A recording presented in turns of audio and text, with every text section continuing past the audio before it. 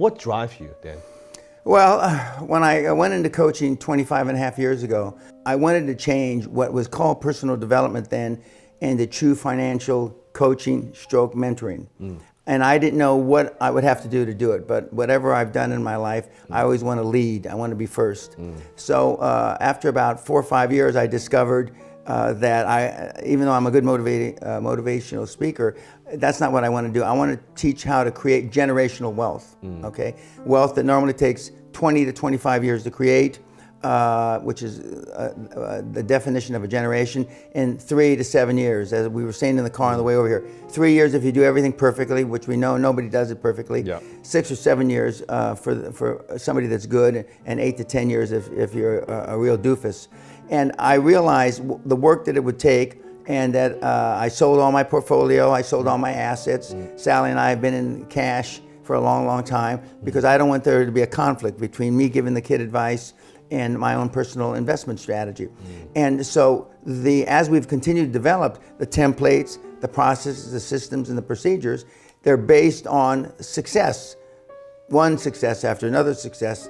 Last 4 or 5 years, we've produced teenage multimillionaires. Some of the teenage multimillionaires, as you can witness on YouTube, are flying around in their own goddamn jet planes now.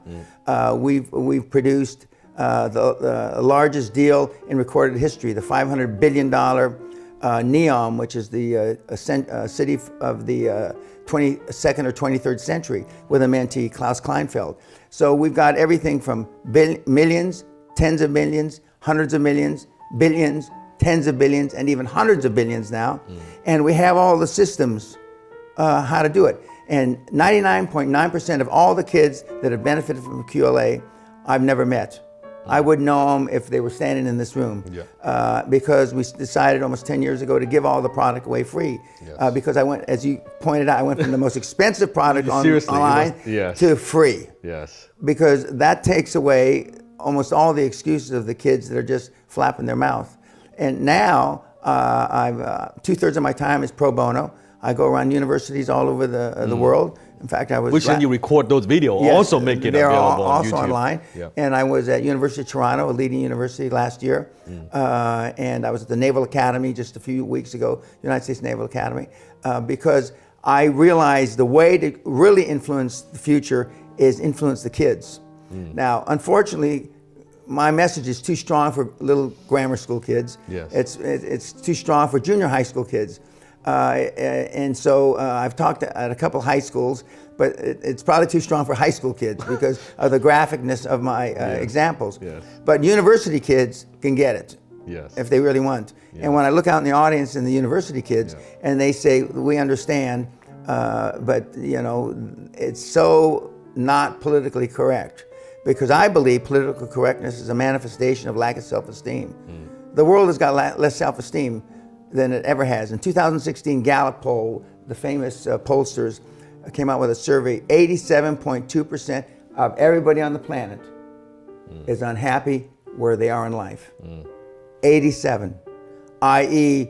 part of that 13 is coming to you, and a small portion of them is coming to me. Unfortunately, a great number of those 13% are going to charlatans that really have nothing good to sell, and that made their money online, are putting butts on seminar seats.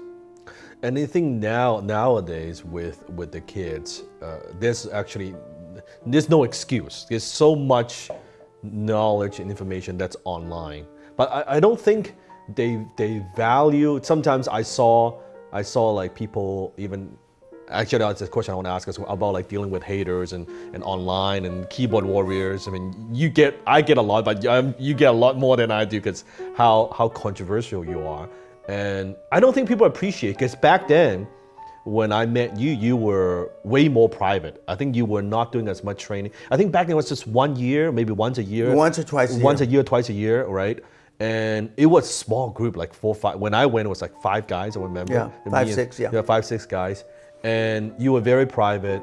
You were just doing it out of like passion, right? Truly it's out of passion. Like people think about, back then, I think, how much is QLA now?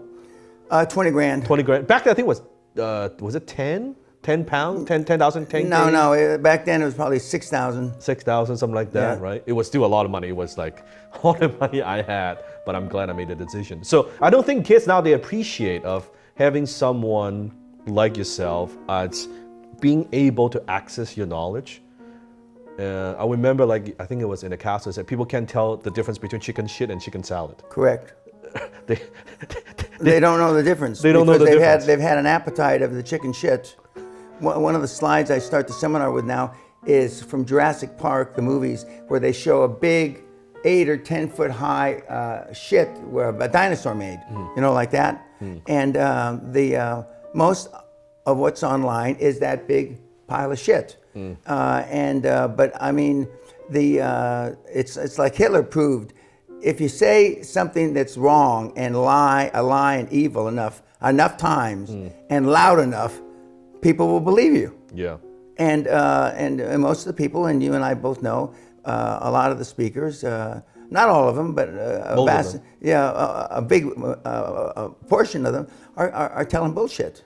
The most epic event of this century, the Oscar for high ticket closers in Black 2019.